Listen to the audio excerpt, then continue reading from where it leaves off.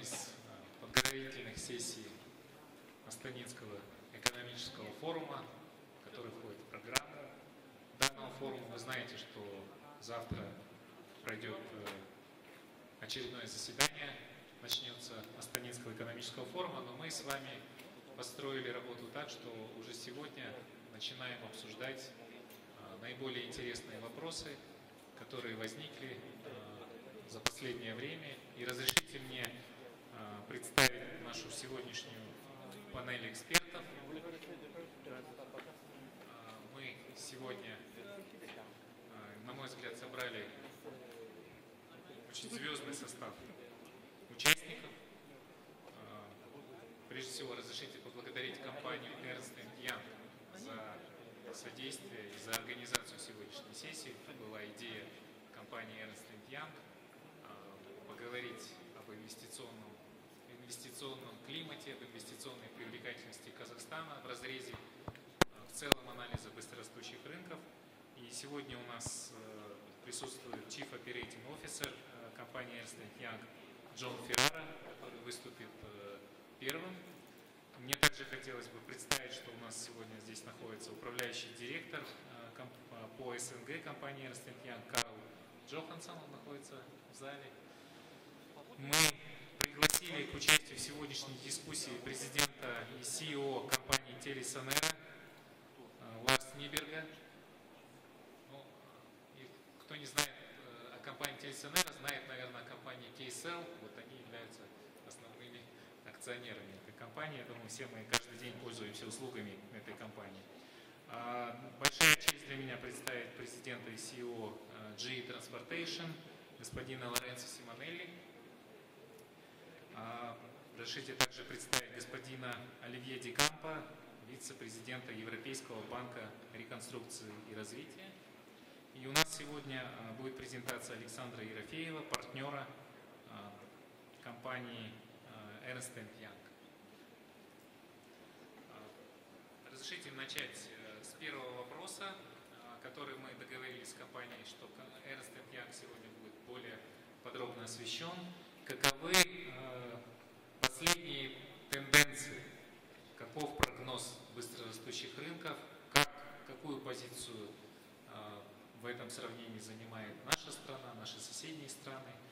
И в этой связи разрешите первый вопрос адресовать господину Феррара, который коротко расскажет, и дальше мы уже продолжим нашу дискуссию.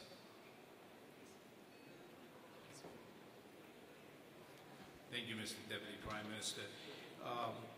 The emerging markets, as everyone knows, is the growth engine of this century.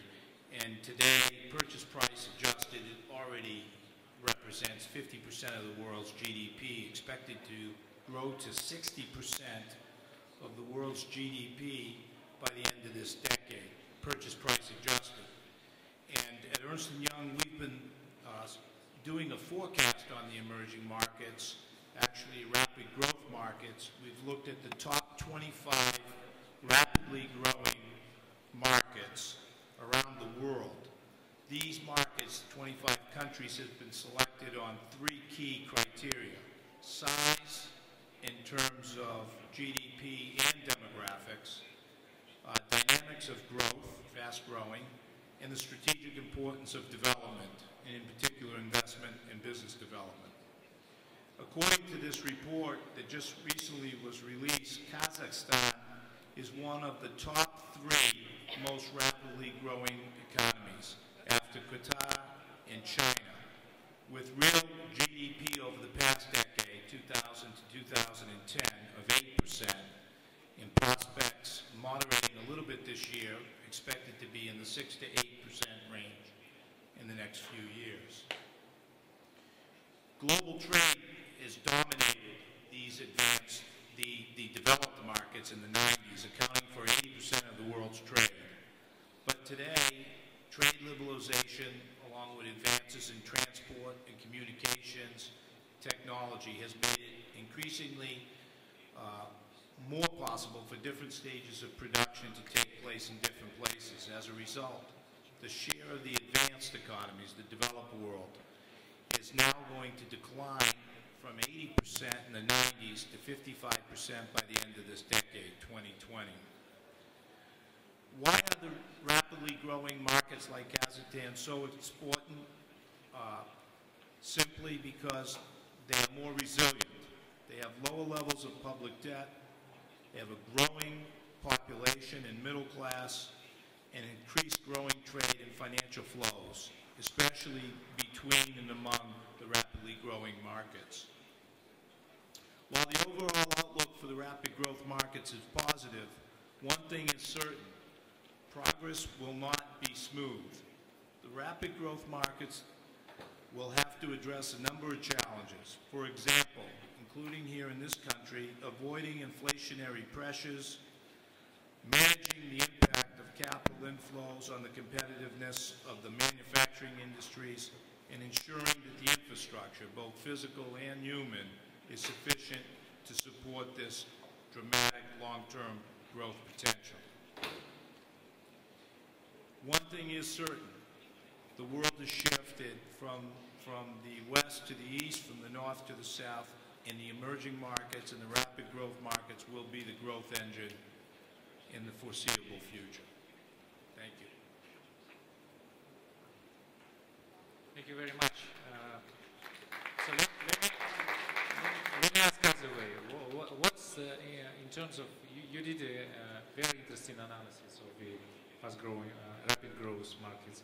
So what do you think Kazakhstan's interactiveness? What is our competitive advantage? Or what should we improve? What are the challenges?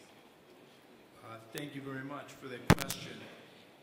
We just released, and you should all have a copy of, the Ernst & Young's 2012 Attractiveness Survey for Kazakhstan. So you have that, I think, both in English and in Russian in front of you.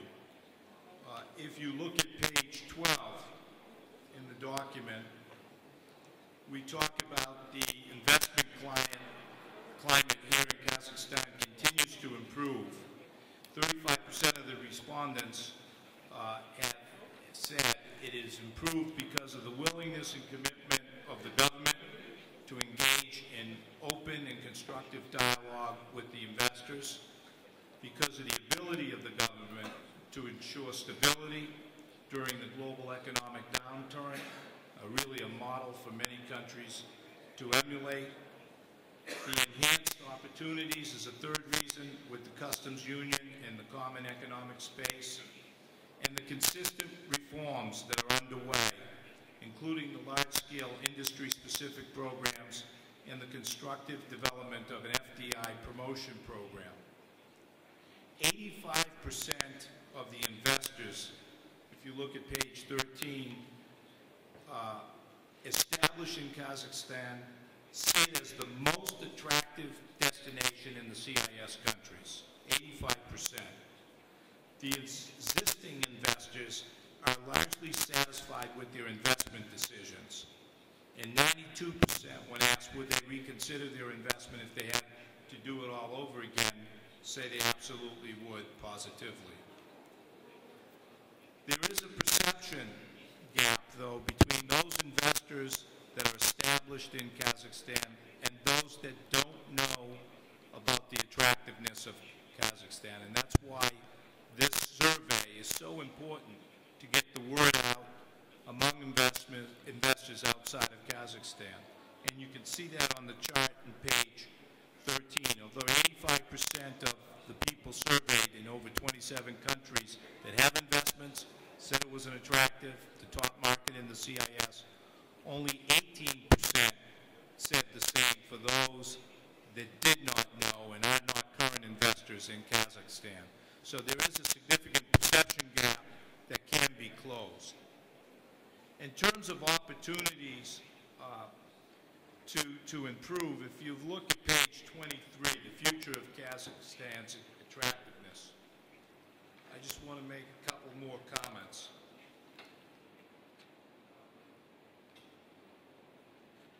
43% of the respondents expect the Kazakh investment attractiveness to improve over the next 3 years. Their optimism can be explained by the growing importance of these markets, the rapidly growing markets. Kazakh's positive macroeconomic outlook. The vast natural resources here will continue to produce an ongoing export revenues, and investors expect to see the results of the large-scale initiatives underway in the non-extractive industries as well. When asked what are investors looking from Kazakhstan in terms of reforms and improvement, 47% cited enhanced transparency and a streamlined regulatory environment. 31% cited investment in high-quality infrastructure and urban projects. 28% developed human capital, and 23% said an adoption of a proactive FDI promotion strategy. So all in all, I hope you'll spend some time on reading the document. It's rich in some contextualization of why people from around the world see Kazakhstan as such a great opportunity. Thank you. Thank you very much.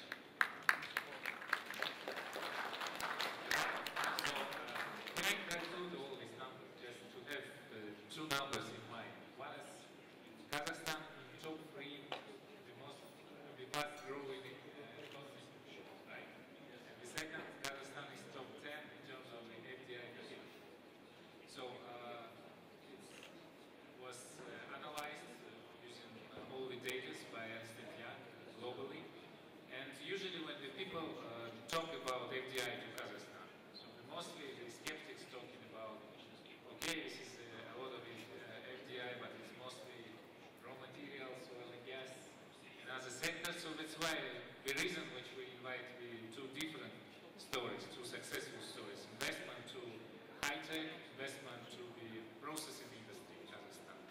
And one of the successful story of investments to Kazakhstan is the investment of the Telesonet.